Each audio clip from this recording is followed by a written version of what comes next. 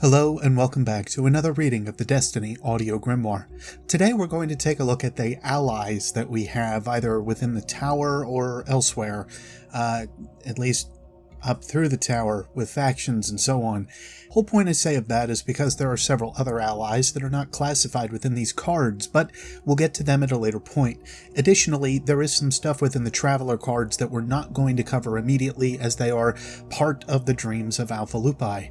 That being said, I would like to also make those their own separate reading. Anyway, before I carry this on any further, let's get into these cards. And per usual, I hope you guys do get something for your theories, for your thoughts, etc., or you get a chance to just kick back, relax, and give a listen. The Traveler. Everything changed with the coming of the Traveler. It gave us gifts that transformed the solar system and the nature of human life. It ushered in the Golden Age, a time of miracles. But it never shared its deepest secrets. Where did the Traveler come from? Why did it offer us so much? Did it know it was being hunted across the stars? And why, when the darkness came, did it choose to stay and fight for us? Now the Traveler hangs, silent, above humanity's final sanctuary. It may be healing. It may be dying. It gave everything it had to save us. And now its powers lie with us, its guardians. The Speaker. There has always been a Speaker, an anonymous high priest with a mysterious and powerful connection to the Traveler and its ghosts. In all the centuries of the city's history, the Speaker's great work has never changed. To guide new guardians, heal the Traveler, and raise our crippled protector from its slumber. Titan Vanguard. Commander Zavala. Basho knew. We struggle after. Undated battle notes. Zavala has never shied from hard decisions. His life bends under the double weight of honor and duty, each act of service more exhausting, each victory more costly. Zavala continues anyway. He has never had time for anything softer than iron. Hunter Vanguard. Cayde 6. Cayde 6 was a daring hunter with a fast ship, a quick gun hand, and an eye on the legendary Vault of Glass. Of course, he couldn't say no to a challenge, not even the notorious Vanguard dare. He lost the bet to his immense regret. Now following in the footsteps of his fallen friend Andal Brask, it is Cayde's turn to oversee his far-flung brethren as the Hunter Vanguard in the tower. He works dutifully, but longs for a chance to get back into the fight. Warlock Vanguard. Ikora Rey. Ikora Rey's second life has been long and colorful. As an iconoclastic new guardian, she made a reputation in the Crucible and in the halls of Warlock scholarship as an outspoken, unrelenting opponent with no patience for dogma or etiquette. That reputation became a burden, and Ikora chose to travel alone, flying reconnaissance across the worlds of the inner solar system. Shot down again and again, she and her ghost survive against all odds, apparently preferring the wilderness to the company of her fellow guardians. When Ikora finally returned to the city to rest, her hard-won knowledge and seasoned temperament commanded the respect of her fellow warlocks. She now serves in the Vanguard as a mentor and leader, carrying the memory of her wandering days as a link to rising guardians. Crucible Handler. Lord Shax. Lord Shax is one of the heroes of the Battle of Twilight Gap, having led the counterattack that pushed the Fallen from the city walls. Fearing that another full-scale assault would be more than the city could repel, Shax chose to stay in the city to mentor guardians in the Crucible. One day Shax vows to return to the war beyond the city, but only after he is confident the fires of the Crucible have forged a new generation of warriors.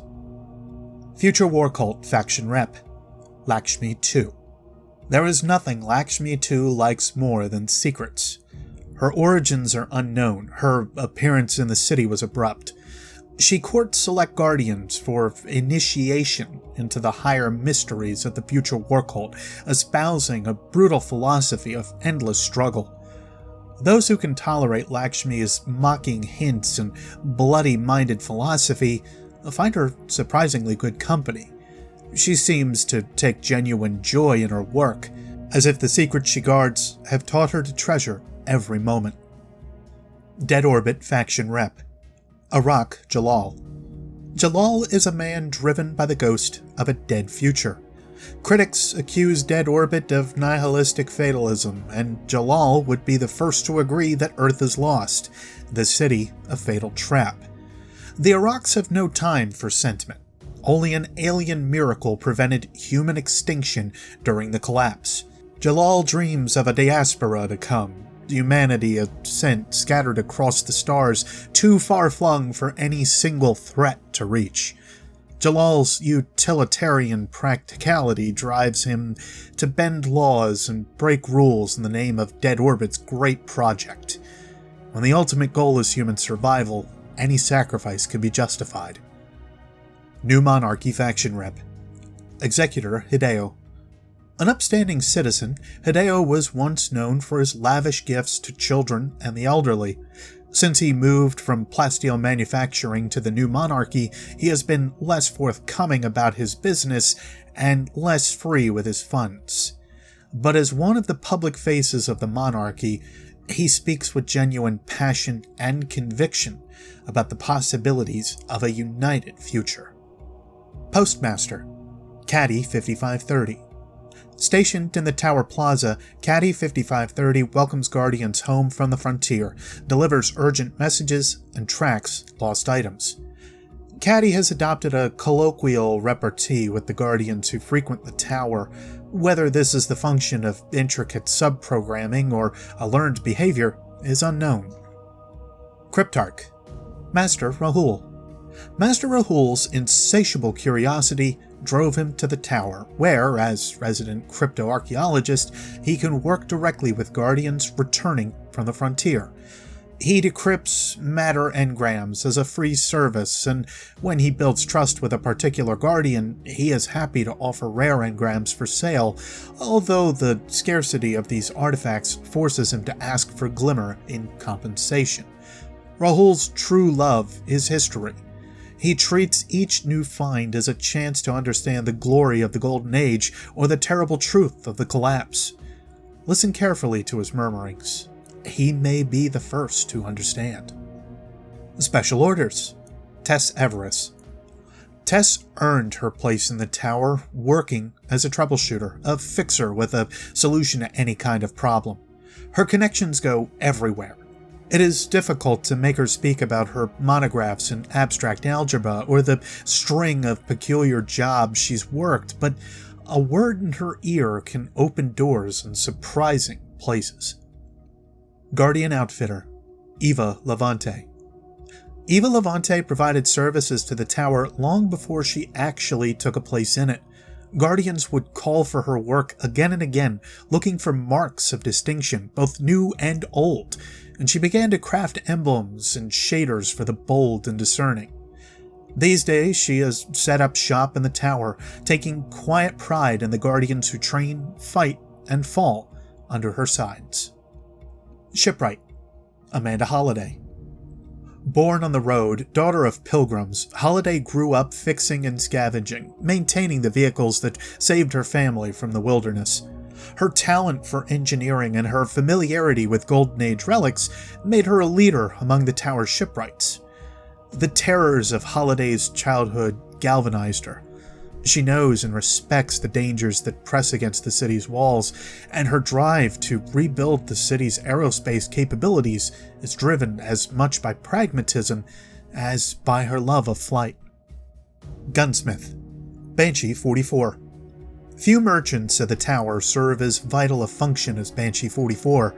His knowledge of weapons is encyclopedic, but don't ask him where it comes from. Banshee's mind and body have absorbed incredible punishment over the ages. He grapples with fragments of memory, the shrapnel of ancient ordeals that return to haunt him. Agent of the Nine. Zur. Zur sells objects of legendary power.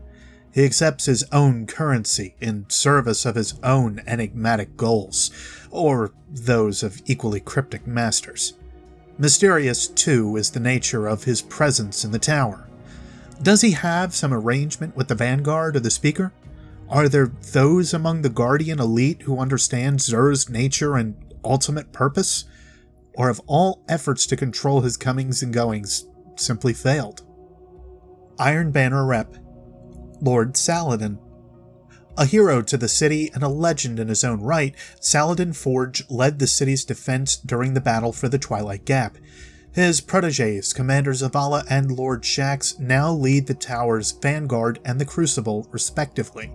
Saladin remains close to Zavala, though his relationship with Shaxx has been strained since the Twilight Gap. The Iron Banner seeks great champions to lead the fight against the darkness. It was born to honor the Iron Lords and their efforts in the earliest days of the city. Queen's Emissary. Petra Venj. Petra is an operative of the Queen of the Reef. Though she has long made the tower her home, it is no secret where her allegiance lies. Frames. Frames are simple automata built in the city. Although not equipped with true general sentience, they are nevertheless useful for cleaning, maintenance, and service tasks. Frames do have the ability to learn, and many develop quirks of personality and behavior over long lifespans. Vanguard Quartermaster, Ronnie 5530. As trustworthy as frames come, Ronnie 5530 was designed to smooth troubled waters. Cayde has spent long hours trying to evoke any hint of frustration in his distant machine cousin, but Ronnie remains exquisitely composed. Crucible Quartermaster, Arcite 9940. No discounts, big shot. Arcite 9940 is the last of Lord Shaxx's personal combat frames. When he chose to remain in the city to oversee the Crucible, Shaxx had Arcite's combat systems deactivated and rebooted with the tower's more civil vendor protocols. Arcite's memory banks still remember the battles he has seen. This knowledge makes Arcite uniquely qualified to equip Guardians for combat. His outward disdain for untested Guardians is a combination of learned behavior, a byproduct of years in service to Lord Shaxx, and personal experience. His systems may have been reprogrammed, but the love for combat still pulses within his circuitry. Bounty Tracker, Xander 9940. There are many threats beyond the city's walls. To help track and eliminate these dangers, the Vanguard has initiated a bounty system to reward Guardians who take the fight to the city's enemies. Lord Shaxx, not to be outdone, lays out his own bounties for performance in the Crucible. Xander 9940, a recent product of the city's foundries, tracks every Guardian's progress and dispenses rewards. Crota's Bane, Eris Morn. Eris Morn is the sole survivor of an ill-fated raid on the Hive's lunar fortress. It was Eris and a ragtag fire team who, after the first charge to take back the moon, sacrificed everything to return in search of the one the Hive call Crota. Robbed of her ghost, Eris remained lost among the darkest shadows of the Hellmouth for countless cycles. Despite all odds, she endured, using the very dark she battled to emerge a changed warrior, driven, some would say obsessed. The Speaker and Commander Zavala find her compulsions a sickness, convinced she has been fully seduced by the shadows.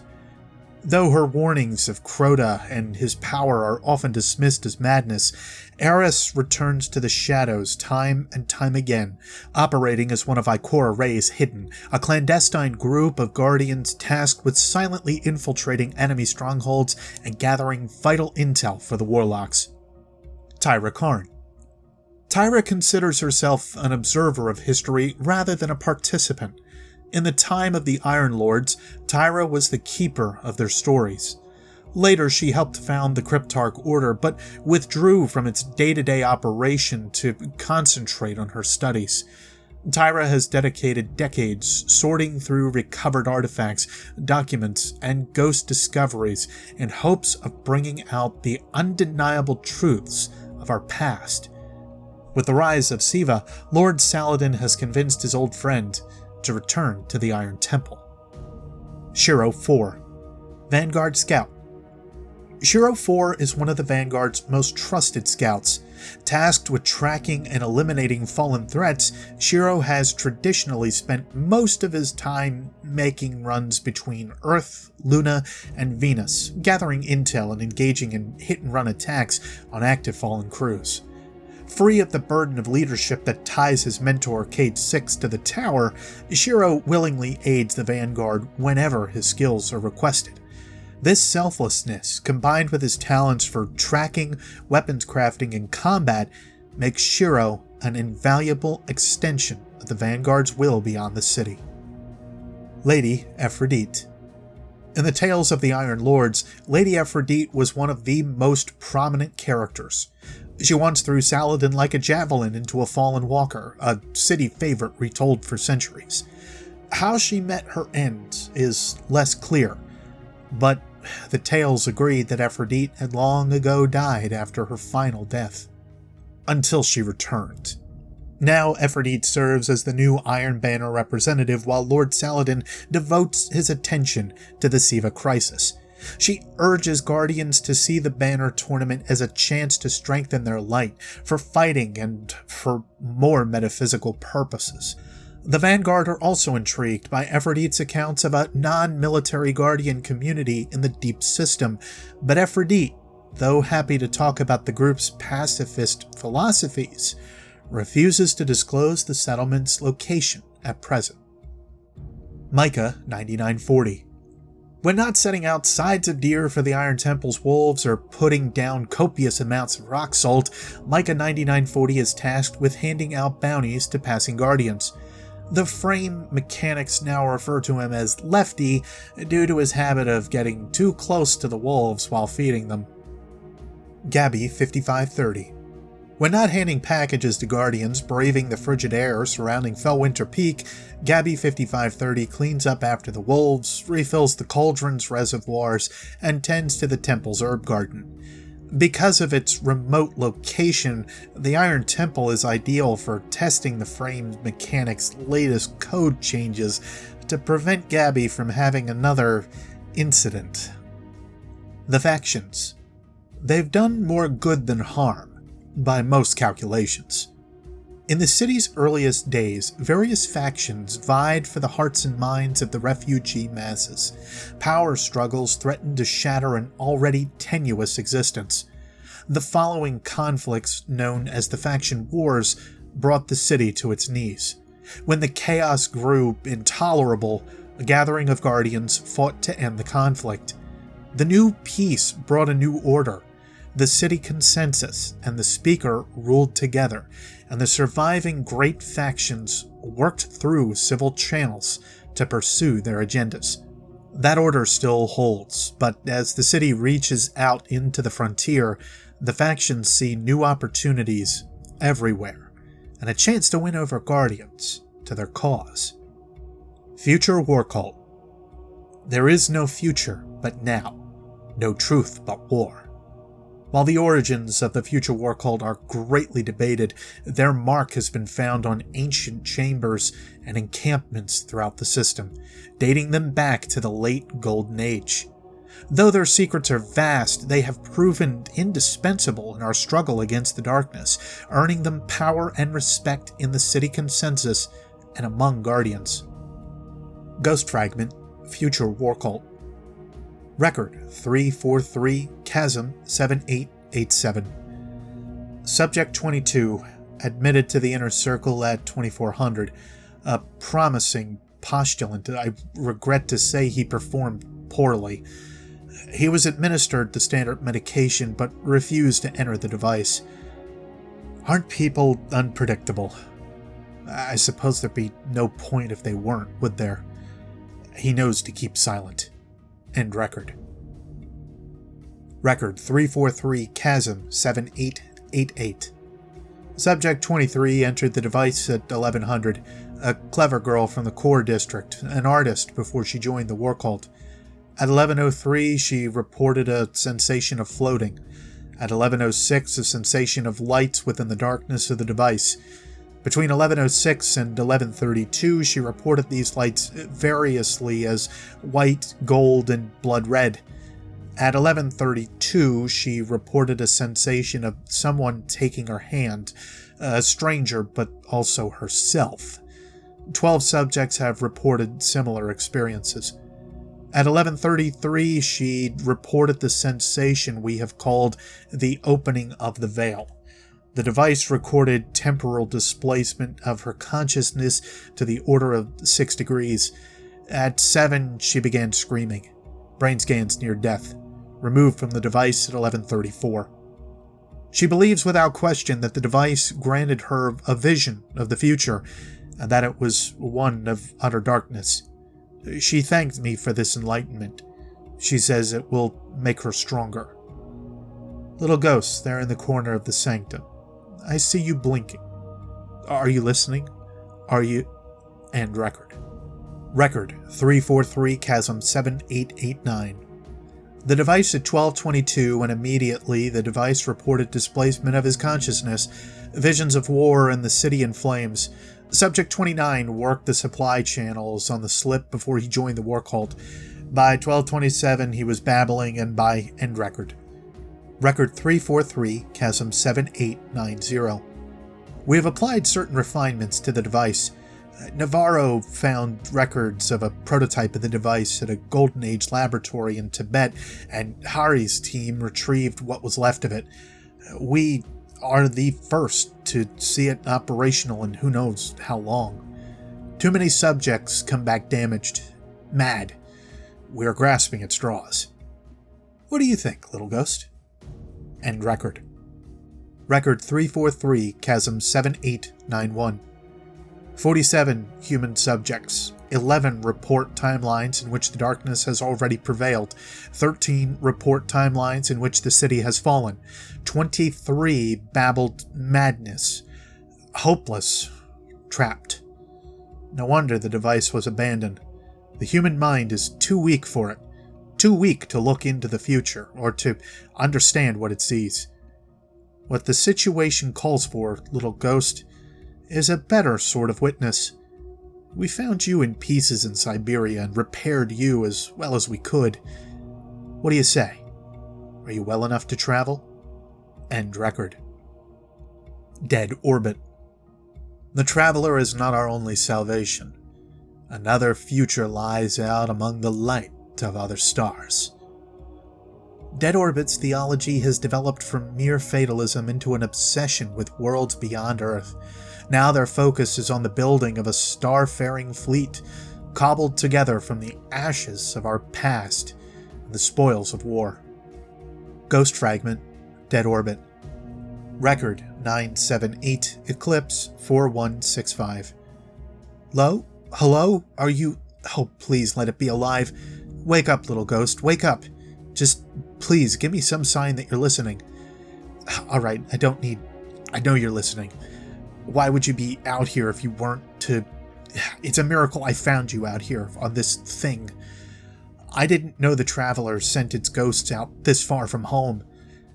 Poor little lost thing, please wake up. I am in a rock of dead orbit. I am the last of the crew of the Sophia, and this place is... It doesn't have a name. We called it A113. How long have you been here, little ghost? Why did you come?